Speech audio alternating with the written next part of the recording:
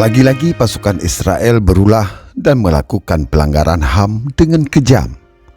Pasukan Israel secara brutal menyerang puluhan jamaah Palestina di dalam Masjid Al-Aqsa di Yerusalem Timur dan secara paksa mengusir warga Palestina dari tempat di mana mereka dengan damai melaksanakan ibadah di bulan suci Ramadan. Sejumlah korban berjatuhan. Beberapa hari pasca penyerangan, korban belum bisa diperkirakan karena pasukan Israel melarang petugas medis untuk menjangkau warga yang terluka. Bahkan mereka menganiaya petugas medis yang berada di sana. Sungguh kejahatan yang kejam di bulan suci ini. Bagaimana kisah kelanjutannya? Simak video ini sampai selesai.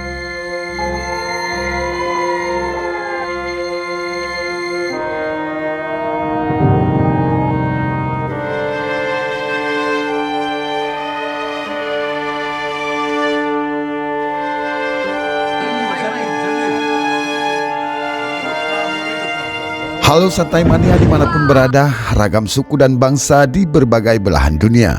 Jumpa lagi bersama saya King Host Sisi Gelap Dunia. How are you? Apa kabar? Tentunya kabar baik, bahagia, sehat dan penuh semangat.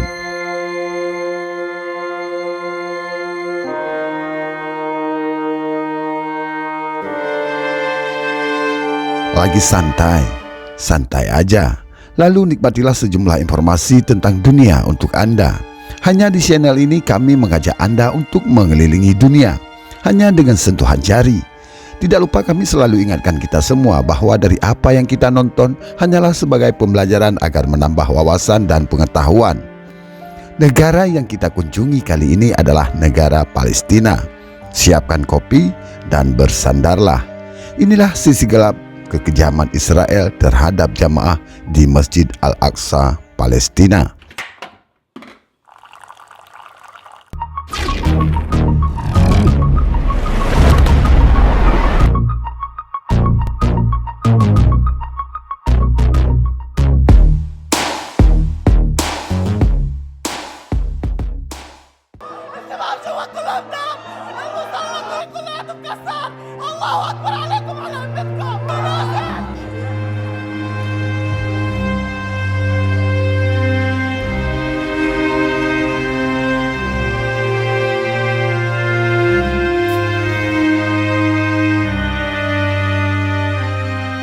Pasukan Israel secara brutal menyerang puluhan jamaah Palestina di dalam Masjid Al-Aqsa di Yerusalem Timur dan secara paksa mengusir warga Palestina dari tempat di mana mereka dengan damai melaksanakan ibadah di bulan suci Ramadan ini.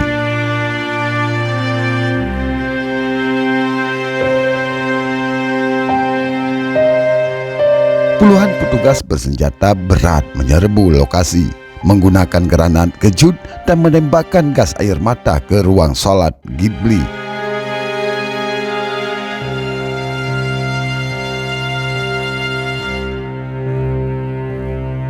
Bangunan dengan kubah perak, tempat ratusan pria, wanita, orang tua, dan bahkan anak-anak menginap untuk sholat. Beberapa saksi mata mengatakan peluru baja berlapis karet juga ditembakkan ke arah mereka.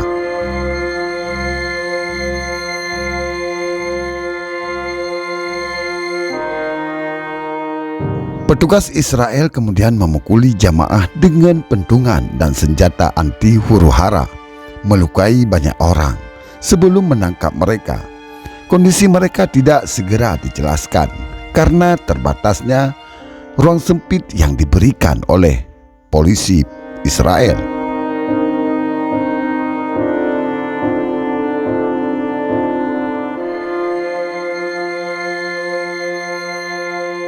Petugas Israel berulang kali memukul orang dengan pentungan sementara mereka tampak berbaring di lantai.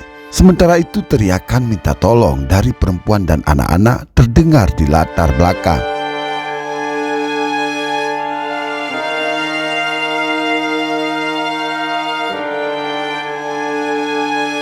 Masyarakat Bulan Sabit Merah Palestina (PRCS) mengatakan telah menerima banyak laporan tentang cedera di Masjid Al-Aqsa, tetapi tidak dapat memperkirakan jumlah korban karena pasukan Israel memblokir petugas medis untuk menjangkau mereka yang terluka.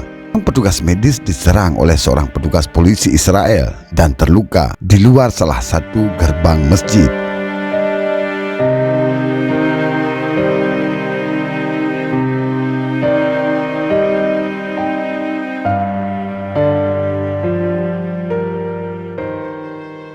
Polisi Israel mengeluarkan pernyataan yang mengatakan pihaknya menahan puluhan perusuh dari Masjid Al-Aqsa untuk memulihkan ketertiban di lokasi tersebut. Komisi Urusan Tahanan Palestina memperkirakan antara 400 sampai 500 pria telah ditangkap. Setelah penggerebekan masjid-masjid lokal di sekitar Yerusalem menyerukan kepada orang-orang melalui pengeras suara ponsel untuk mendukung mereka yang diserang.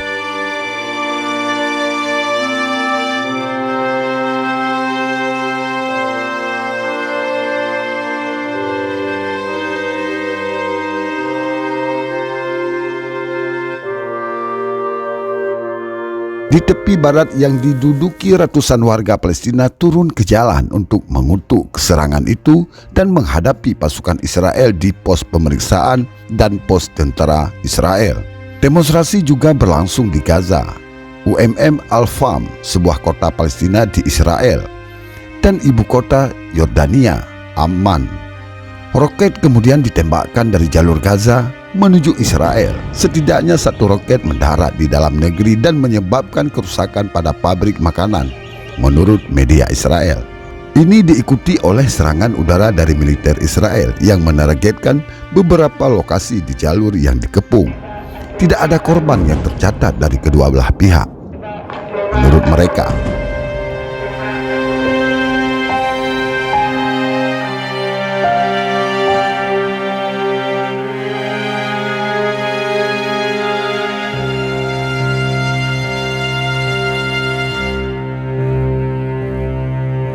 Penembakan ke sasaran Israel setelah serangan itu juga dilaporkan semalam di Nablus, Jenin, Tulkam, Hebron, Ramlah, dan Jericho yang menyebabkan beberapa bentrokan bersenjata antara pasukan Palestina dan Israel. Seorang tentara Israel terluka dalam baku tembak di Hebron dan dipindahkan ke rumah sakit untuk perawatan, lapor media Israel. Pasukan Israel menutup kota tua dan Al-Aqsa setelah serangan itu. Masjid sempat dibuka kembali untuk salat subuh sekitar pukul 5 waktu setempat. Tetapi polisi menolak akses siapapun yang berusia di bawah 40 tahun untuk masuk ke sana.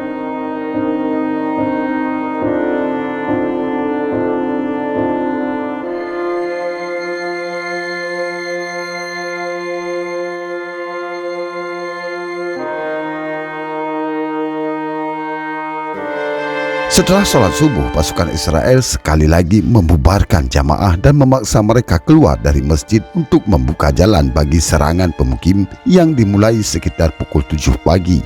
Penggerebekan awal dimulai sekitar pukul 22 malam pada hari Selasa ketika petugas polisi pertama kali terlihat memasuki Al-Aqsa. Mereka mulai dengan mengusir orang-orang di halaman masjid. Puluhan jamaah telah tinggal di sana untuk itikaf setelah puluhan ribu menghadiri sholat malam tarawih sebelumnya.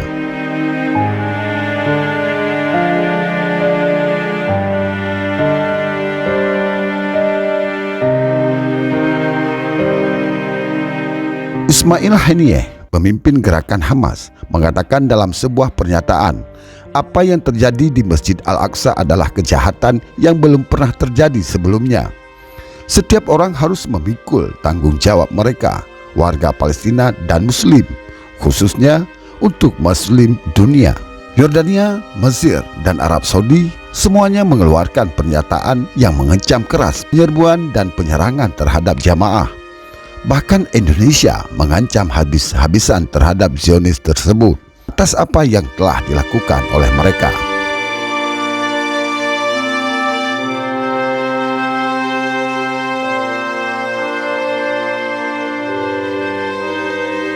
Hal ini berawal dari upaya kelompok gerakan Kuil yang memfasilitasi serangan pemukim dan mengadvokasi penghancuran Al-Aqsa telah menyuruhkan penyerbuan massal selama liburan Paskah selama seminggu yang dimulai pada hari Rabu yang lalu. Mereka juga menyerukan dilakukannya penyembelihan hewan ritual di lokasi yang dapat memicu kemarahan warga Palestina dan Muslim di seluruh dunia.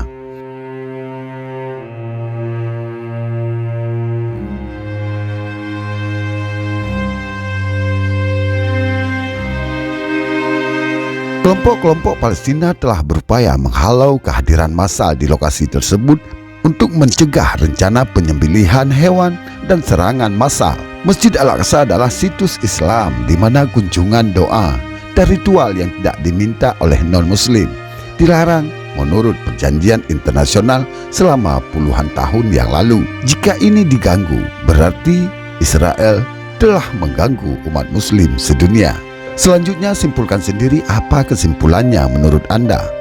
Terima kasih telah menonton video ini sampai selesai, dan sampai jumpa di video-video berikutnya. Jangan lupa like, subscribe channel ini agar kita dapat mengenal dunia hanya dengan sentuhan jari. Silakan request negara mana yang akan kami bahas di video-video selanjutnya. Selamat melaksanakan aktivitas dan sehat selalu. Bye-bye.